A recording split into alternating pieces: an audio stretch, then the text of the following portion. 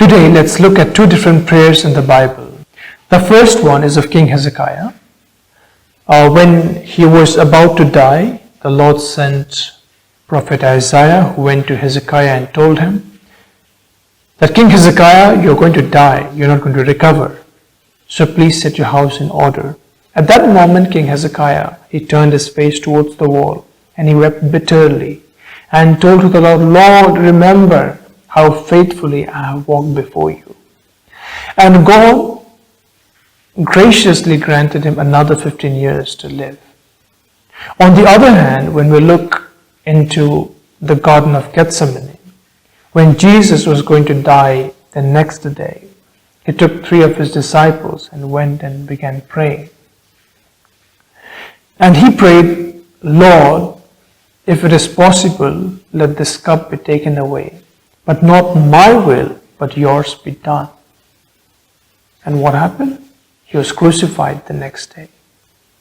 Now when we erase both of these characters and put ourselves in their place, we would certainly want our prayers to be answered like King Hezekiah.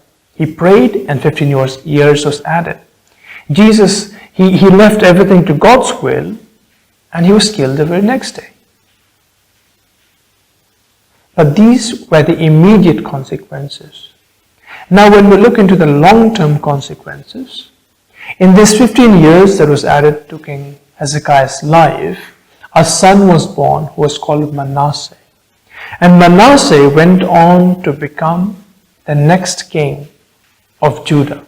Not only the next king, but also one of the most wicked kings of Judah. And do you know what Manasseh did?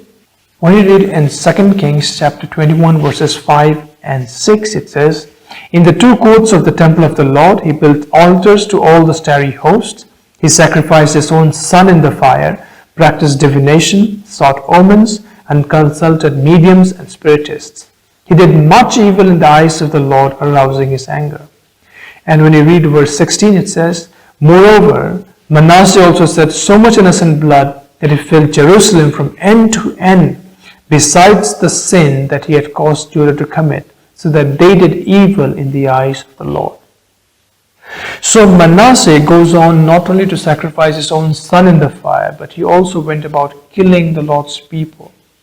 It is said that he filled Jerusalem with blood from one end to the other. Now, had Hezekiah accepted the Lord's will, maybe this could have been avoided, we don't know. On the other hand, when we look at Jesus, though he lived a much more righteous life than Hezekiah, and Hezekiah was nowhere near what Jesus, the type of life that Jesus had lived, but yet Jesus did not bargain with the Lord. Lord, I have lived such a holy life, I have lived such a pleasing life, so I deserve my prayer being answered. But instead, he submitted himself completely to God's will. Lord, whatever you want to do, I'm ready. And this is what we ought to do today. See, we obviously have prayer requests and we obviously want to come off the pain or the suffering that we are going through. But what's more important than being healed of cancer is the will of Lord being done in your life. So let's say if I'm suffering from a sickness or if I'm going through a different situation, my prayer to God should be this, that Lord, if me being sick brings glory to your name, then let me be sick. But if me being healed would bring glory to your name, then let me be healed. Not my will, but let your will be done, O Lord. Doing the will of the Lord is not easy. Ultimately, when Hezekiah forced his will above God's will, he brought death into Judah and lot of innocent death.